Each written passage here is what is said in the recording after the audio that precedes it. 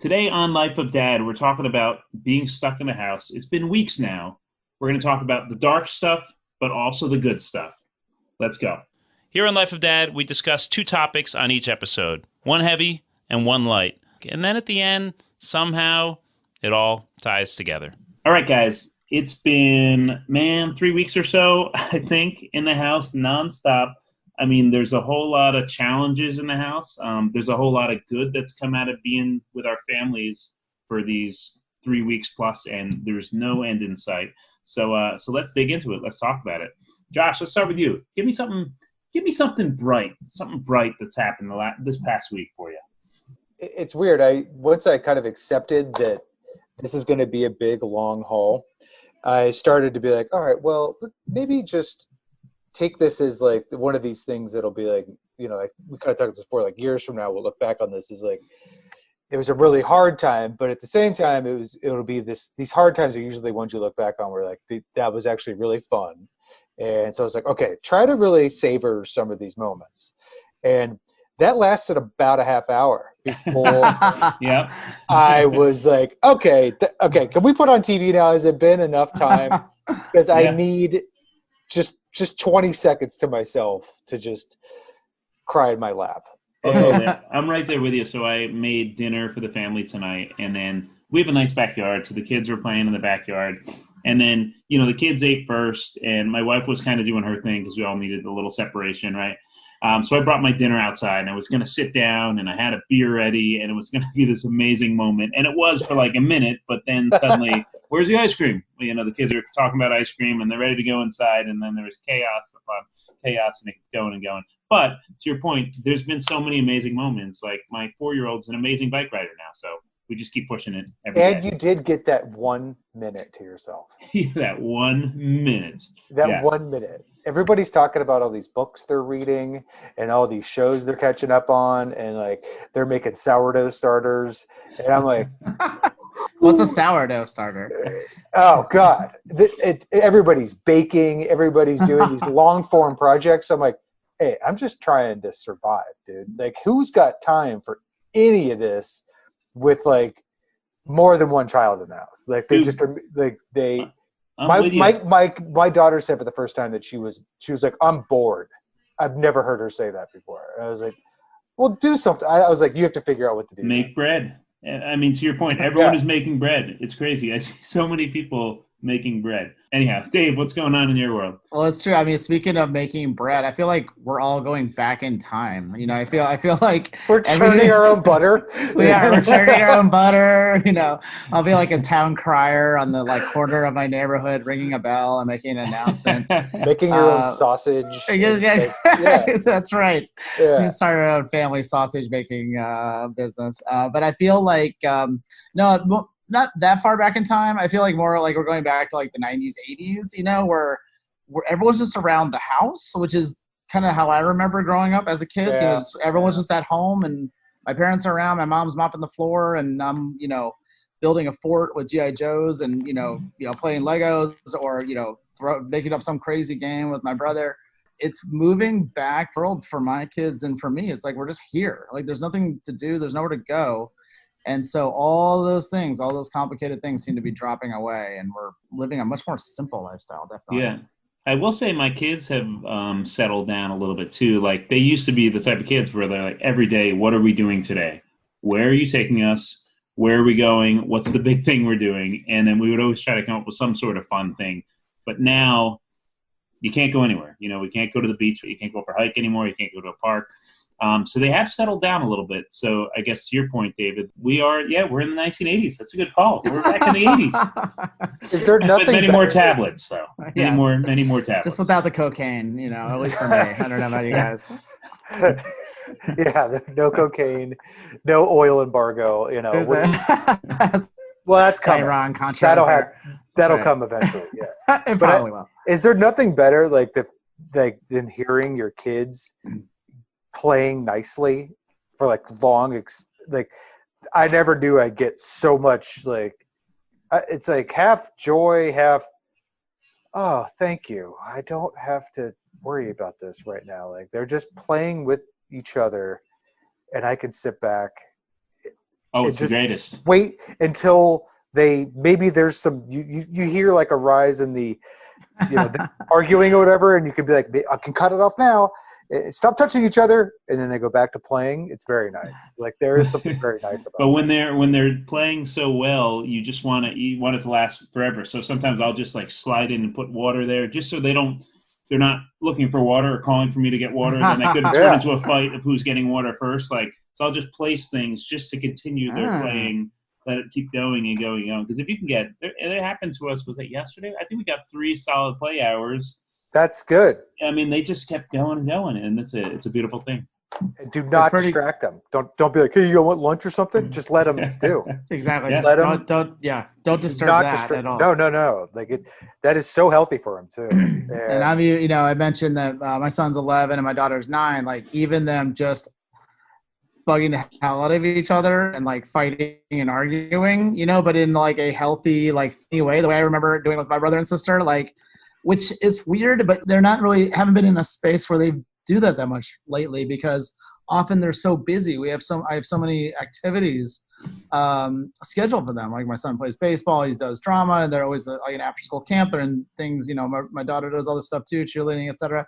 That they're usually so busy that when at the end of the day, in normal life, they come home and they're just tired and they just look at videos on the phone for like 45 minutes and then fall asleep. Like there's not enough like nothing time for them to just argue and fight and, drive each other up the wall. And now they are, which is actually refreshing. It reminds me of my past. I think it's actually good too, because it teaches them to deal with other people and start recognizing when somebody's angry and start learning social cues and how to figure out a problem on your own and broker a situation, which like you said, like, I think now it's like all these kids kind of have everything all lined up and there's always one thing after the next. And we're constantly keeping them bombarded with projects and blah, blah, blah. Like a bored kid figuring out some game is really helpful. Like that sparks creativity. It's like, you're bored, figure it out.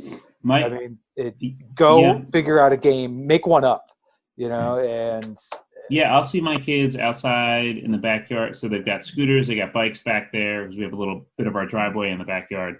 And, they'll tie a string to the tree, then they're dangling lemon, they're tying a lemon to the bottom of the string. These games makes no sense whatsoever, right? But they're doing all of it. And it's fantastic to see them just going and going and going, It's awesome.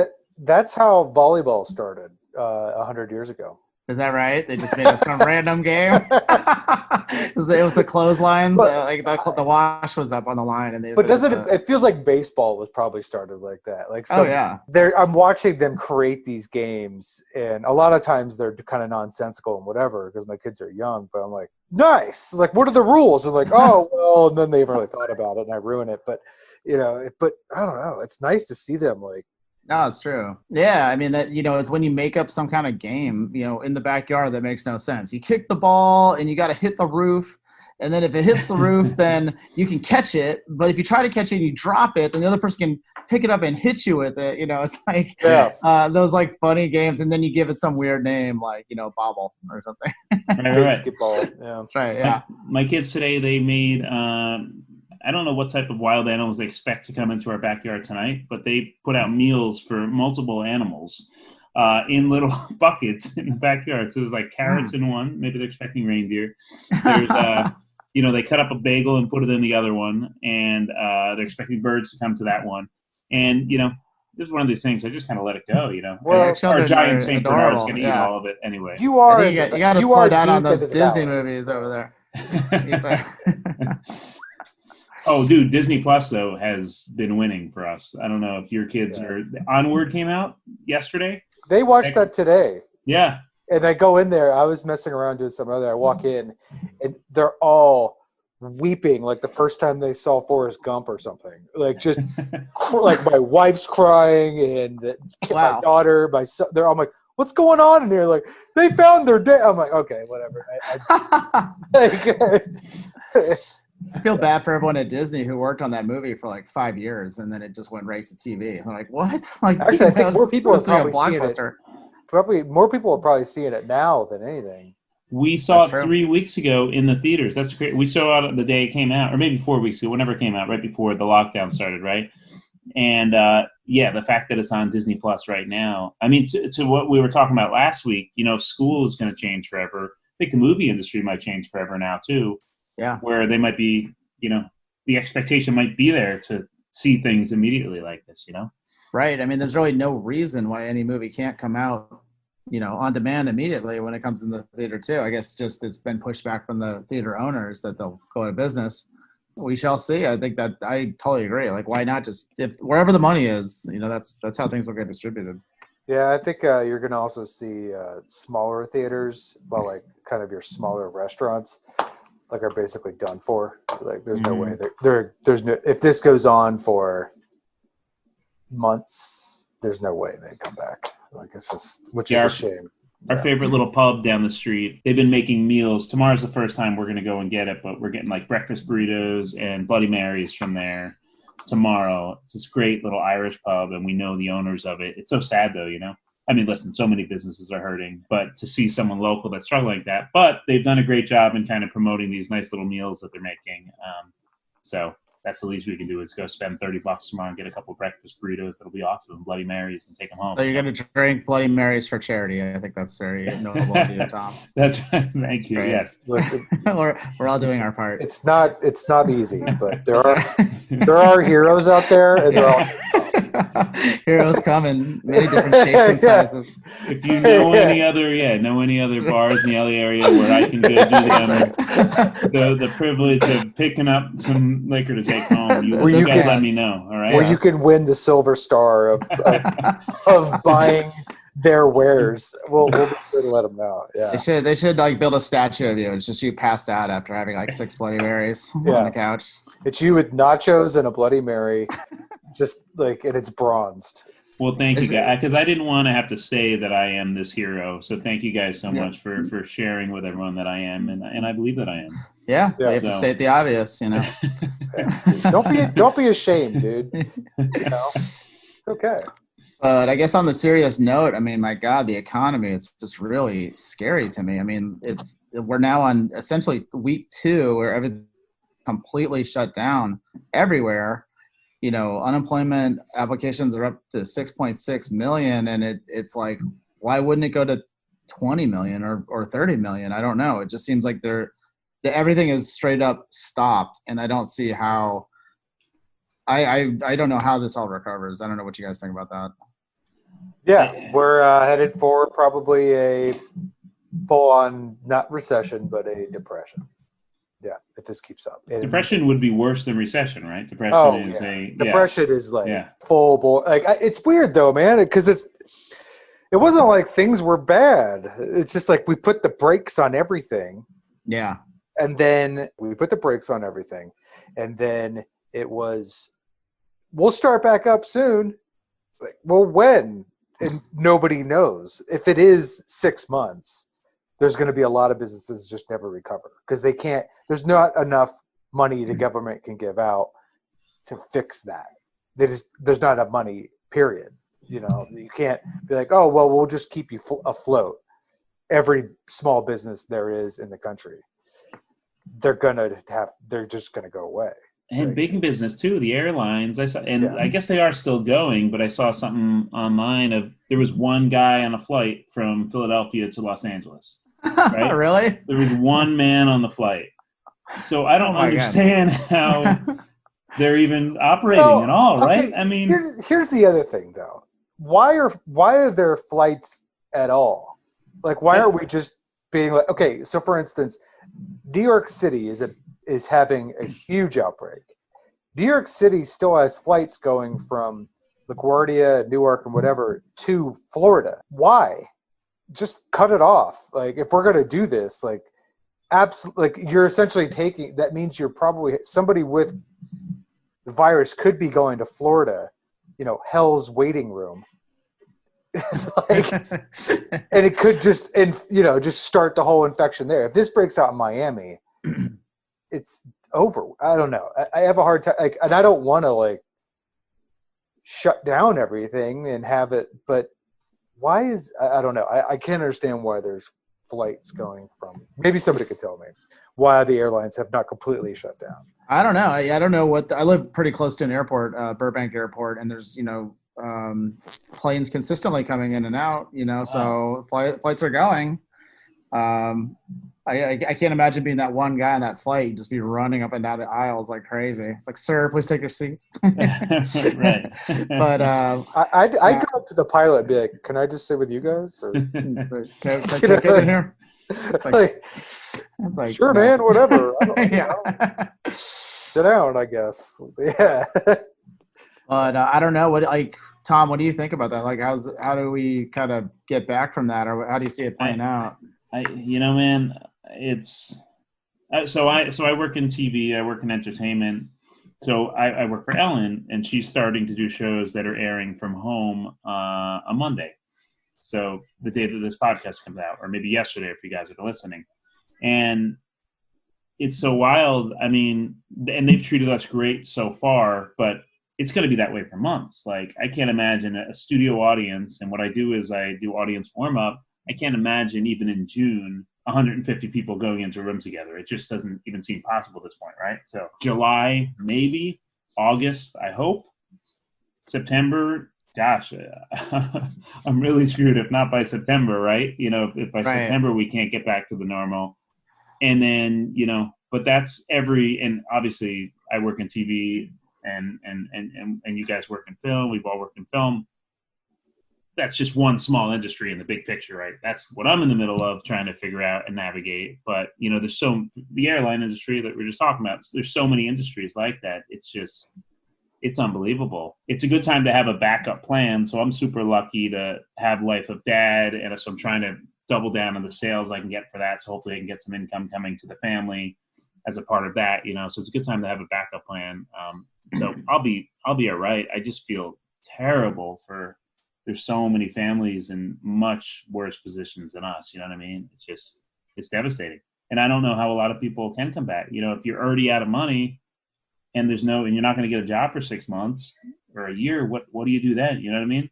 But it is good that some of the governors have, I think rent has been frozen in some places and interest has been frozen on mortgages. And so hopefully that will help some people get over the hump. It's so sad. Yeah, it's also it's not just like, it's also demand will go nowhere. So it's not like, the reason I think rents have to stay the way they are and actually go down, because it's going to be like, I don't think it's either keep the tenant you have, or try to fill a vacancy. It's just not going to happen. Like it's keep the buck that you have right now. And right. I mean, I guess the only good thing is that if everybody eases up on every different end of the chain with, economics, then hopefully we can get through it. I mean, if people can't pay their rent, then they call their landlord and say, I can't pay. If the landlord then, is getting some relief from the mortgage on the building or their property taxes, then maybe it pans out. But how long can that go on? I mean, it's, we're 2 weeks in and it's like cratered, and we're in the first week of April right now. It's going to go all April, all May, all June, probably, and on. Really scary. You thought, if you know a little bit about the Great Depression, this could, I don't know, like this could be where the economy just is like flat for a long time and needs a serious charge to get going again. Hopefully not. I mean, it'll be interesting. Like, what do you guys think when everything finally opens up? I wonder how people are going to act. Oh man. Oh, I imagine it's like a bonanza of like people going out, but I don't think it's going to be this moment of like, it's going to filter it towards that. I think, yeah, it's going to be this slow trickle up, to back to where it was. But I don't think there'll be a lot of things that'll never be the same again. Like, this is going to be one of those moments of like how after 9/11 you could never. There's a lot of things that changed after 9/11 that we just kind of don't remember, like specifically with airports. Right. Like, sure. To be able to go right to the gate and all that stuff years ago. Yeah. I think that this is going to have one of those effects where, you're always going to see like glass up anytime you're like at a store or something like that. I think you're going to see probably less restaurants in general, kind of thing. I don't know. I'm interested to see what the end all effect of like this stuff's going to be. One thing we're struggling through is, so my wife's dad, who's healthy now, but he's 88 years old and he lives in Chicago, right? So as does all of my wife's family. You know, he was supposed to come here in May. That won't happen, of course. But we're just trying to think ahead. Can we drive there in June? Will we be judged if we drive to Chicago in June because we're leaving one state and going to another state? You know what I mean? Like it's when she just wants to see her dad, right? Will it be okay to fly in June? I don't know. It's hard to predict right now, right? But if everything's still in lockdown in June, we can't even drive to see her? And then also, would the family want to see us because everyone's so secluded in their homes now? You know what I mean? There's so many levels to it. I mean, they'll want to see us, of course, but everyone's afraid that their neighbors, that everyone near them might have coronavirus, right? I mean, that is weird. So tricky. Yeah. Yeah. I don't know what to tell you, man. I'm not looking for answers. Yeah, that's just what we're going through, because my wife just wants to see her dad, right? She hasn't seen him since November, right? And then we would have seen him in May. We have to make it happen this summer, but I don't know if it will be legal to drive there or fly there, or I just don't know, or if we'll be judged heavily if we just take off when we're still in lockdown. You know what I mean? Mm-hmm. I just don't know. Judging. I don't know. I think one of the weirdest things about for us and just for everybody is not knowing. Like, we're so used to just knowing how society is going to go and what we're going to be able to do. And, whether you can do it or not is always the question, but it's never a question about whether you can do something. And, I feel like, I think how a lot of people feel is that I'm kind of spinning around where I'm getting different messages from different people. Like, it feels like everyone's supposed to stay inside, but at the same time, you can't stay inside all the time. We want to go out and do something which is healthy too. People want to get out and do something, but now, like, just like you say, Tom, like, we're wondering if we're going to get judged or what's going to be the norm on that, and all that type of thing. My wife was driving down to Orange County this morning, and she said that she saw her first checkpoint where the cops were checking people on one of the streets in Burbank. Wow. Yeah. And just seeing what they're doing and why they're out and that type of thing. And it's like, what? This is not the United States where it used to be living in. Where is this going? What does it look like in the future? It's crazy. That's kind of creepy because that's the other thing. Because technically, not to get too weird, but you technically, right now, we're not allowed to be more than 10 people, right? That's we can't have more than 10 people together, which is basically what we're telling everybody, right? Well, we have a freedom of assembly. We're allowed to do these things. We're just all sitting back being like, okay, we're not going to do these things. Right. Eventually there'll be, I don't know what the breaking point is of people saying, no, I'm done. And then the further breaking point of okay, now we're going to force you to do this. Because I don't even think forcing people to do some of these things is even enforceable. Right? Yeah. Eventually you get what is the breaking point of this stuff? Well, that's true, because I was talking to my wife about it, and we were talking about well, what if we would have gotten pulled over by the police? And you hear about people getting $500 tickets, $1,000 tickets, whether that's true or if it's rumor or what's happening. But I don't if someone pulled me over and I was driving to the store and they were going to give me a $500 ticket, I would just lose it. I'd be like, I can drive to the store, I can drive somewhere, and you can't give me a ticket for no reason. I never saw any law or dictate put out that says we can't drive around or we can't do something. Everyone's going along with the program, but exactly. How long will we go along with the program to the point where I'm willing to go along with the program? There will be some breaking point though, where people are there will be this divide of I'm willing to go with the program, I'm not, and then who enforces? Again, the longer this goes on, with all the uncertainty is. I mean, it'll be interesting to see when this, we were talking about how does this break or how does it end? It'll be interesting to see does it come from our government and our leaders where they say, okay, you can now go to a restaurant, we can now, go to a sporting event or something.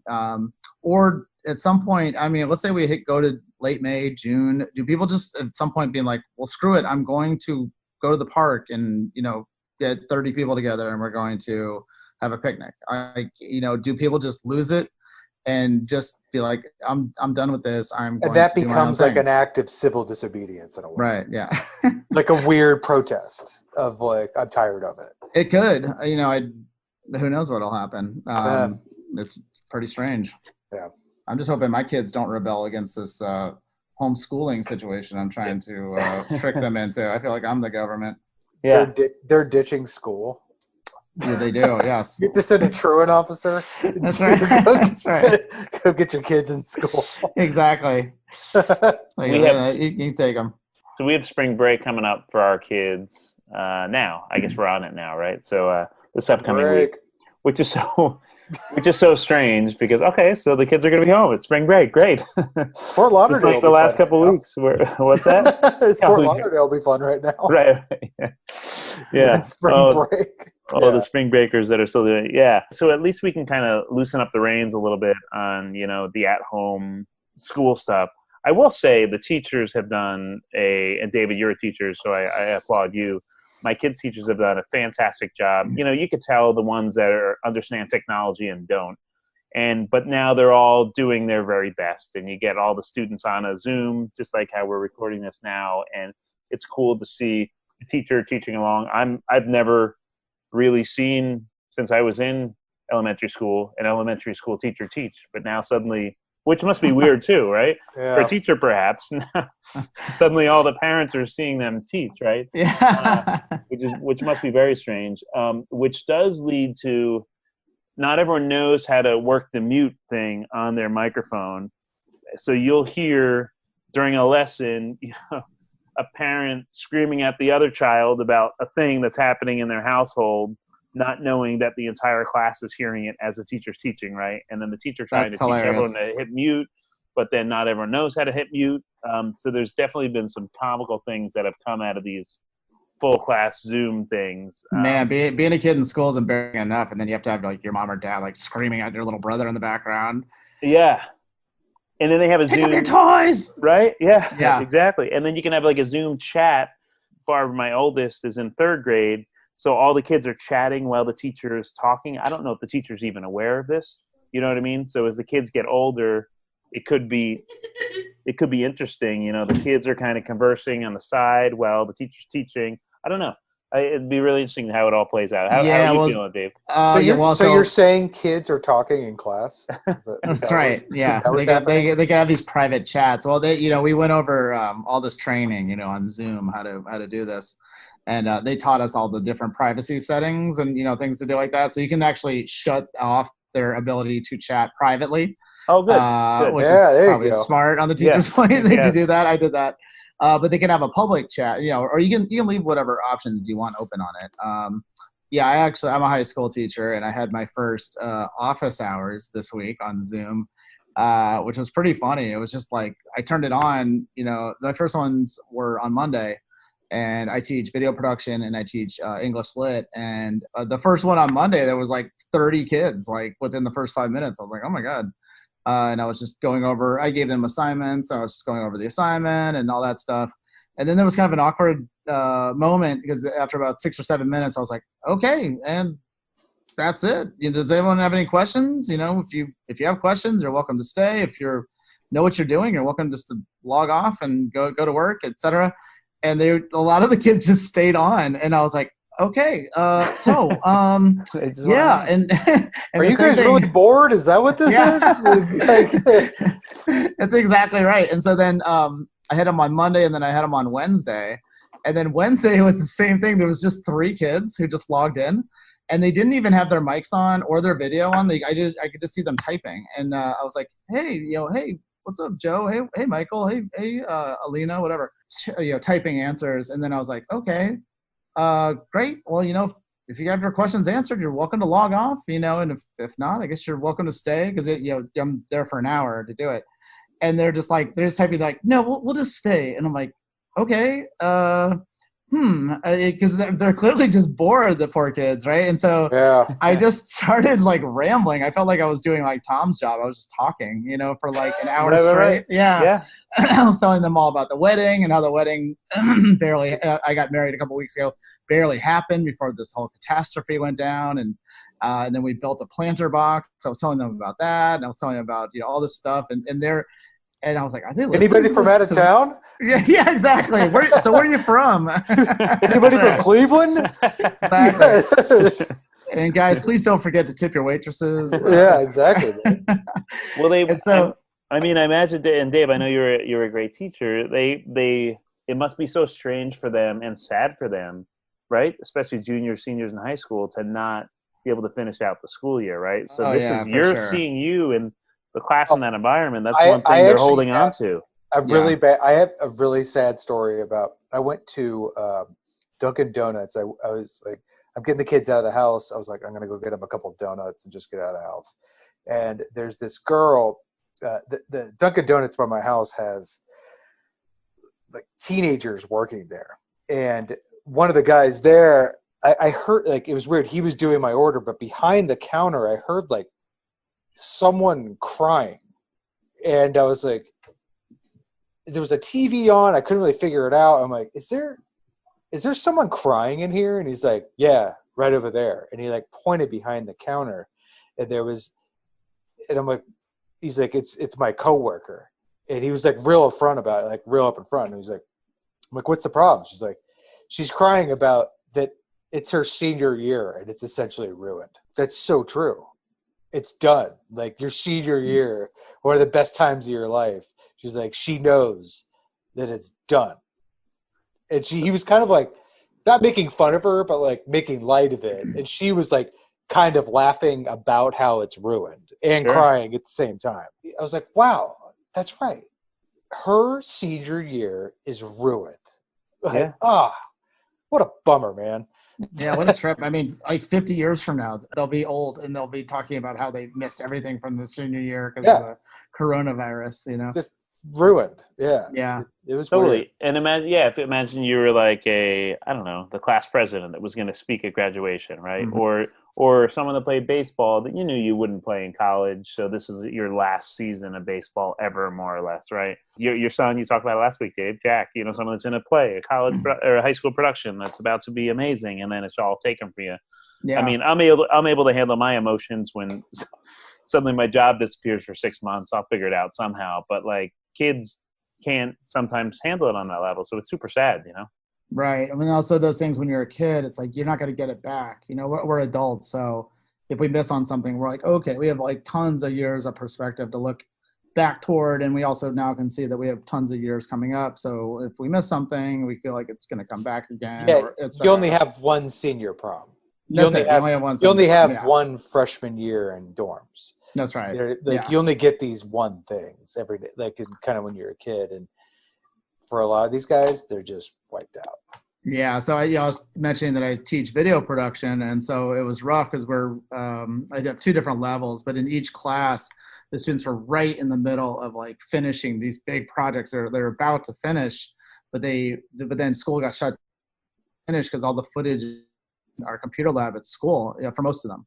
Yeah. And so a couple of them had the footage, so they could finish it at home. So it was like a handful, but most of the kids were just stuck. And so I was like, okay, if you can't finish this final project, we have to put this to rest. But like, if you can't finish this final project, you can do an alternative assignment, 1-minute movie that you make on your phone about being stuck at home, right? And the results were like so sad because were they sad? Yeah, or were they...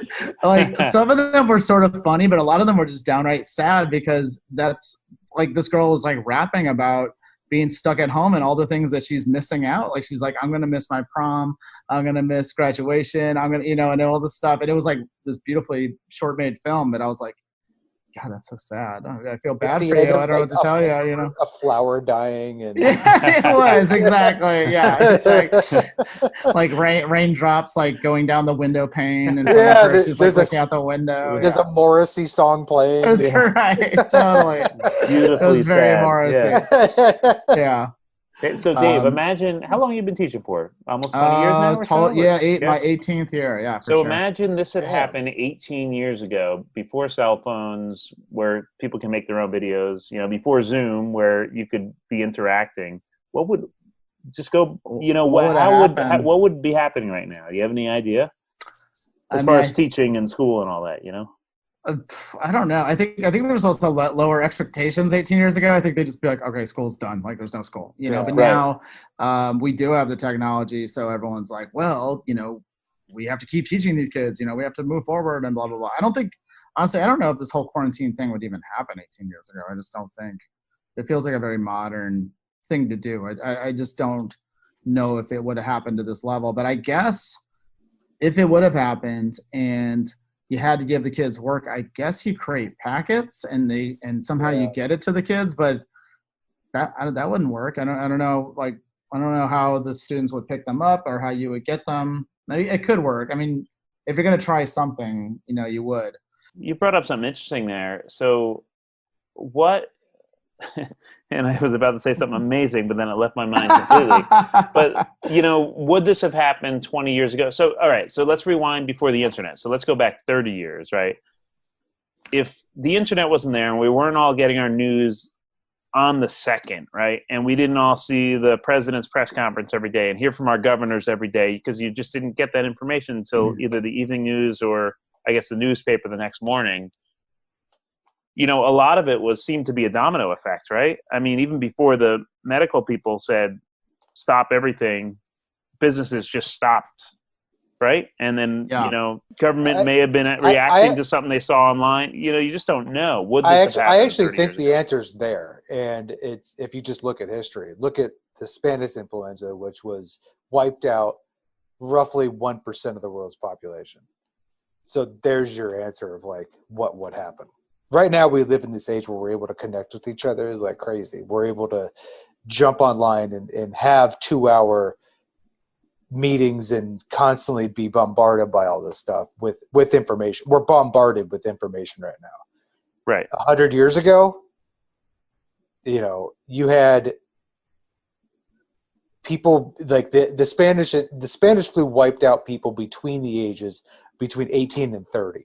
That's what it attacked. And it took out millions of people because because by the time they even figured it out, they had no way of being like, yeah, just go inside your house. By then it had already run its course. Like, so if anything, like something like this would have basically ravaged its way through the world, and then they would have figured out what the problem was. Yeah, I mean, I guess just the level. This is right now what we're seeing is the total different, is not the norm. We're like actually battling at front lines as opposed to like waiting for it to get wiped out. Right, that's true. I mean, I feel like how this is all being handled is very modern. It's very 21st century. where our whole society has mobilized to try to stop a problem and to try to save people's lives, which I don't know. I don't think people would have known how to do that in the past or have even considered it. I think it was almost too impossible. I just think the amount of interconnectivity that people had just wasn't even there. Even I mean, not even like 100 years ago, just 20 years ago, there wasn't as much knowledge about even what was going on in the next state over or the next town over. So I don't think even in the year, I don't know, let's say the 90s, I don't think something like this would have happened. I don't think there would have been a quarantine like this that people could have followed or would have known to do it. It just would have already killed everybody that it needed. Yeah, that's it. I think like information and everything just moved too slowly. So, people wouldn't have been able to do it, and just it would have just been a news story that people knew about, but didn't and affected a lot of people, but what didn't affect our entire society like this. Yeah. It's wild. Well, let's wrap it up with, I've got one. Let's wrap it up with like each one of us share a couple more bright things that have happened the past week. So mine is my son has never liked baseball, but now that his baseball season was canceled, he'll ask me to go have a catch in the backyard, which is all I've ever asked for in my life, right? So now that there's no formal baseball season, he's like, Dad, are we playing baseball tonight or what? I'm like, yes, we are. So then I'll throw some balls. He'll catch some balls, and will swing a bit, and it's fantastic. And then, add that to the other two kids are riding bikes around the backyard, and we're having a wonderful time. So that would not have been happening if we weren't all home right now, and his baseball season wasn't canceled. So there's my upbeat moment. Yeah, I gotta kind of agree with that. It's seeing them become like more childlike, or maybe I'm just noticing it now because I'm not as distracted. But you kind of win the one when your kids are like saying, "Can we go play catch now?" That's all you're looking for. But I did think of something, and I think this would be a win-win for everybody. Tommy, I think you should start opening up for David's teaching seminars. Yes. That'd be great. Yes. You're the opener for his Zoom teaching something like that. That's Except for being a bunch of excited audience members on the Ellen Show, it'd be a bunch of bored, apathetic teenagers. Are you guys ready? This is Mr. Guest to come out. Dave, those videos would go viral. I'll do it. Oh yeah, that'd be great. We got to record them. Ladies and gentlemen, you don't understand how lucky you are to have David Guest here today. I know you're used to seeing in person. Are we so excited? Let me hear you guys. Let's get fired up. And just watching them be not interested. That'd be great. Like smoking a vape pen. That's right. Josh, I love that idea. Dave, I'm 1,000% in if you're in. Let's do it. Why not? Yeah. Hey, who's gonna know? Let's party. For me, positive things, just what I was mentioning, like things getting so more simple around here. My son started reading the Lord of the Rings books, which is great. It feels like very classic. Nice. He's nothing else to do. We built a really rad garden, like planter box. So we like my wife and I got way into this. We went to Lowe's. And of course, you do any project at Lowe's, you go back like 8 times. And so I saw the same guy there like 8 times. I was like, hey, look how it's coming along. But we cut the wood and we filled it with dirt and got all these vegetables and corn and all this stuff and planted it in there. And I definitely would not have done that in normal circumstances. And it looks really cool. So that's a positive thing. My kids are out there digging, and they did about 5 minutes of work, and they're like, we're tired. Didn't we start talking about this, about how we were churning butter? Like we see, we're all preparing for the apocalypse. It's I actually mold my own nails now. Exactly. That's right. My own wood. I've been digging my own bunker. Everything's normal. With the shovel I built. Exactly, right? Creating my own booby traps around the property. It's all just, it's very wholesome, and it's very, kind of classic. My parents are what do you call them? Preppers? Is that the term people are using? Preppers, yes. Are they full preppers? Really? They've since they rented out their home. They don't live at home anymore. This happened about a year ago. Well, of course not. They're preppers. Why would you traveling, right? Yeah. So we have their 3 years worth of emergency food in our garage right now, and it's these bins full of, it must be like astronaut food or something close to it, right? In our garage. And what else is in there? Have you not eaten? You should hold it for ransom. You want your do you have dehydrated Bloody Marys in there ready for you? That's a great idea. Yeah. Just add vodka to like. That's right. That's right. Me helping out the community again by having my dehydrated Bloody Marys. I'm interested to know. Could you just try some of these for next week so we can know what these taste like? I'll open up. Let me open up the bin and see what's happening in there. Yeah. I got it. We got to know what's in the prepper box. Deal. Because, chances are you should do a review on these, because people are going to want to know what they need to buy. You know what I mean? And they also have, what are those things called? If you lose electricity, you need a generator? Yeah, they have I have a generator too. Do they have like a ham radio where they can, like I know a lot of preppers do, one of those like old style like radios where you can connect with people. I don't think they have one of those. System goes on. Yeah, but anyhow, Christmas gift. Yeah, cyanide capsules. That's right. Yeah, exactly. Let me check. Yeah.